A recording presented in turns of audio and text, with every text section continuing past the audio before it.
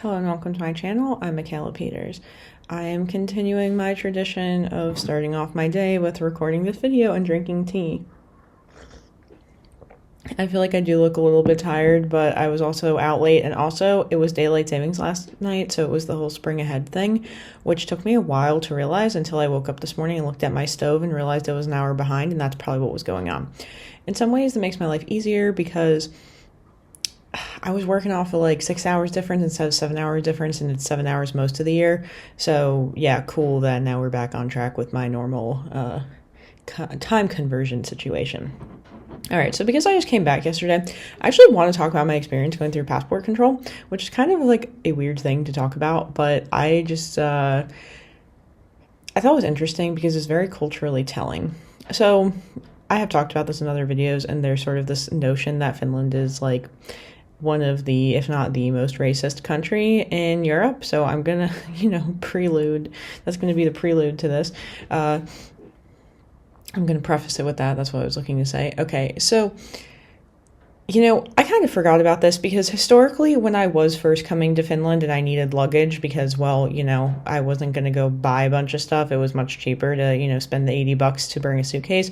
I would usually fly Turkish Airlines and fly through Istanbul every time before I came to Finland. I've since stopped doing that because, now I have an apartment in Finland. I have a bunch of crap in Finland. Like, I don't need to constantly be bringing stuff back and forth. The stuff I'm bringing back and forth is usually for other people at this point. Like, I don't have a bunch of stuff that I need here now. I mean, I try to bring some stuff over, but like, it's just, there's no necessity for it the same way there used to be.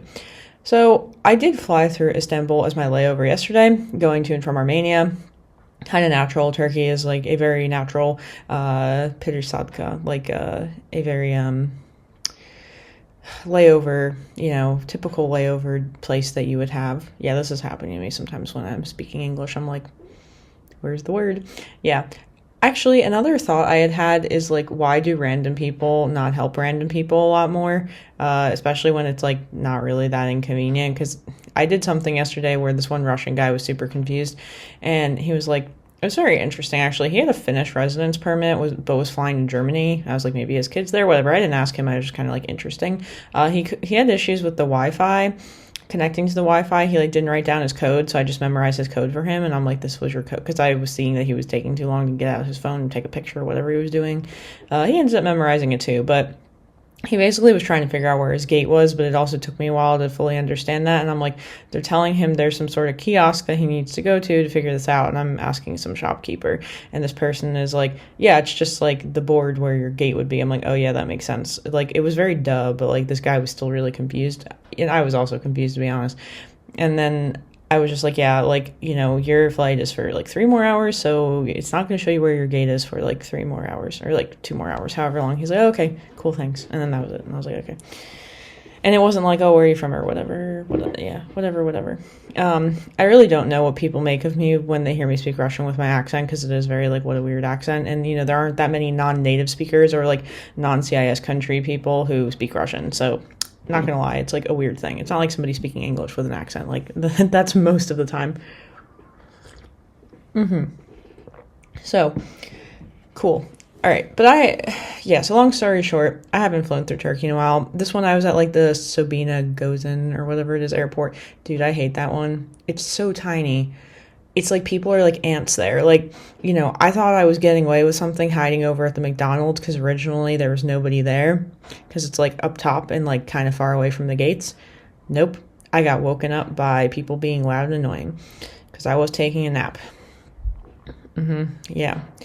That was like I spent the whole day sleeping. Well, because I skipped my nighttime routine because I literally stopped working that day, at the butt crack of the middle of the night. Yep, that time frame. Then I went straight to the airport. Then I got on the plane. I fell asleep. And then I went to Turkey to McDonald's and I fell asleep. And actually, I should thank these people for being loud because maybe I would miss my flight if they weren't being annoying. Whatever, doesn't matter. It still was annoying. Then I slept the whole flight. So I slept 2 hours on a flight, 1 hour in the airport, and 3 hours on another flight. Yeah. I don't know, flying is just getting hard, so I'm super appreciative that I'm pretty much done with this at this point. All right, so the thing that, I have failed to remember, because as I'm saying, it's been a long time since I've gone through Turkey, because since, I've been coming back and forth to Finland, like, with somewhat regularity, every couple months or so, that's been happening since roughly January 2024, right? So we're doing this for over a year now. I mean, whatever. I was back in the US all summer last year, but usually I'll come for like 2 months. And I always am flying SAS, and oh my God, what a dream. Like, because it's so fast. I mean, sometimes I fly Icelandair. The only complaint I have about Icelandair is they don't feed you for free, whereas SAS does. But otherwise, it's like same difference, because you're always going to have like a super short layover in like Iceland, or with SAS, it's Denmark or Sweden typically. And you go through passport control there. So as soon as you land in Finland, because it's already EU, it's like you literally just like, walk off the plane and you're done with it. And then I'm not usually checking anything. Actually, that's not true. With SAS, I do check my backpack if they offer it for free. Sometimes they do, because they want to like, make the process go faster. And it's not like I usually have anything fragile or special in it. And I've checked that backpack a bunch of times. So I kind of forgot about this process of like, oh, you have to wait in passport control. I hate waiting in passport control in the US too, right? That does happen to me every time I leave when I come back to the US. And I think the thing is, in the US, we're so used to, as much as, like there's a big anti-immigrant campaign currently, like we're pretty used to immigrants and foreign people and people who are not American. And also, like, what is an American? It's such an abstract concept, because nobody's really an American, because nobody is originally from America who lives in America. So we also have that concept, but whatever. Whereas, in Finland, it's the people have been here a lot longer. And they are still pretty homogenous, despite there being, more immigrants now. But you take a country like Finland and compare it to Sweden, no comparison, with like the amount of immigrants here. So I'm going off a flight that's coming from Istanbul. Probably the only other like, white Anglo-Saxon people besides myself are like 2 Australians behind me. Other than that, no. I mean, there were Russian people. Okay, they're white, but, politics, that's, I don't know. Finland and Russia, it's a complicated situation. Yeah. And then everybody else is like Indian, Turkish, I don't know, literally any other like Middle Eastern, not even South Asian. It was interesting because, all right, I'm just going to talk about like the stupid stuff that people did. And okay, here's the thing, is like after you spend a lot of time in these other cultures, you really start to understand that like there are no rules. Okay, so it's sort of like when I'm in Turkey and I'm trying to like go through passport control, or it wasn't passport control, it was the like the security to get to keep going to like your I hate doing like security on the layover. It's so annoying, especially when they make you drink your whole water and you're like, I'm not even thirsty right now, but I paid for this, so I'm going to drink it, because that's what I do. It's just like people don't know how to stand in lines. They try to like cut each other off. Like everybody's just like out for themselves. Whereas I don't feel like it's that not civil. I don't know what other word to put for it, in more of a European context. In fact, the one passport control Finnish guy came out and was like, can we fix this line? Okay, like stand in a line. And I'm like, these people don't know how to stand in a line. They don't do that in their countries. But like they don't. Like, oh my gosh, like probably the most intense experiences I've had with not standing in lines definitely have happened in Kyrgyzstan. I'm like, is it just like an Asian country thing? Like I literally can't figure it out. But so here are some of the dumb things that people were doing. Because then it's just like you sort of wonder why you come to Finland, which is very orderly, and you start bringing your own culture with you in a way that people don't like, and then you kind of have to wonder why people are giving you a hard time. And this was honestly me with putting my feet on the chair in Armenia. I should have thought about this, because here I'm talking about it. You should practice what you preach, So calling myself out there, but yeah. So, all right, there was sometimes they have the little like, X's on the passport control line, which means don't go there. But they had a group of Asian people. I didn't know where they're from until I just Googled the passport. It turned out it was an Indonesian one. Very interesting looking passport. I wonder if I can find a picture. But the reason why this passport is super interesting looking is it kind of looks like the US passport, in my opinion, because it's just like a different color, like blue/green, whereas the American one is obviously navy. But it's got like a bird on it, eagle, whatever, and it looks like very similar, but whatever. So then this random guy with not that color passport stands in line behind them, and I'm like thinking like, you think you're pulling one over, but there's an X at the top of that. It's because they reserve that for this group, because sometimes I think they do tour groups and they bring them through in bulk or something. That's what it looked like was happening to me. And obviously he gets to the front and they're like, you can't use this line, you need to get in line. So there was that. And then there was this Turkish family that was in front of me, and then I just walked over to, like, there were 4 different lines, so I walked over to one of the other ones. And I'm standing in line already for like a good 10 minutes. And then the guy, the husband, I guess, the father, tries to go through with one of his sons through the European side, which is obviously marked European, but it's those automated ones. And so I don't know if he asked the guard or he's like trying to go through, or maybe he's communicating like, can I go through? And then the guard is like, no, you need to go over there. And I'm thinking, like, what would make you think that you could go through there? I'm just saying, it didn't make any sense. All right, whatever. So people, like, can't just wait in lines. Like, this is the thing I was like, look, I hate waiting in lines too. People with ADHD don't like waiting in lines. That's why I'm literally sitting there reading 5 articles, because I just don't want to think about the fact that I'm in line. I'm one of these people where I'll be in a store and I see a line and I will literally go make a lap around the store again, because I don't want to wait in the line. Look, nobody likes waiting in lines. I understand that, but like, you have no choice here. So like, get over it. I did think about, waiting until the line went down and just like sitting somewhere and then waiting until like nobody was there. But then I was like, if another flight comes through, it's not going to make a difference, which that literally did happen. So there was that. Okay. And then the other thing that was super pissing me off, and now I'm going to switch to like a cultural discussion. Well, this has kind of been a cultural discussion, if not a logistical one, is that, okay, like, I think it was an Indian family, and, the thing is, I'm sure this could happen in a lot of cultures, but, like, this whole situation was just super pissing me off. And then I'm going to kind of leave this with a question for the audience, like the Finnish viewers, about how this is such a different concept in Finland, because honestly, this is even different than in the US. But it's a situation where the dad is standing in line, facing forward, not paying any attention to his wife, who is behind him struggling with 2 children. And like, the one daughter kept like dropping her doll on the floor. I hate when kids do that. I don't even know how to get them to not do that. I'm going to have to Google that. I don't know, but whatever. She kept doing that because she had them like sitting up on this counter thing. And then the son just kept crying, but they were like crocodile tears. Like, he wasn't even really upset. He was just trying to get attention. I'm like, hello, there are 2 parents here. What the heck is the other parent doing? And then he's just sort of like ignoring the situation and like facing forward. I'm like, you're waiting in line anyway. You may as well be useful. I don't know, but that just like really bothered me. And I get that a lot of these cultures are very like traditional. The women take care of the kids, like, they do all the housework and all this kind of stuff.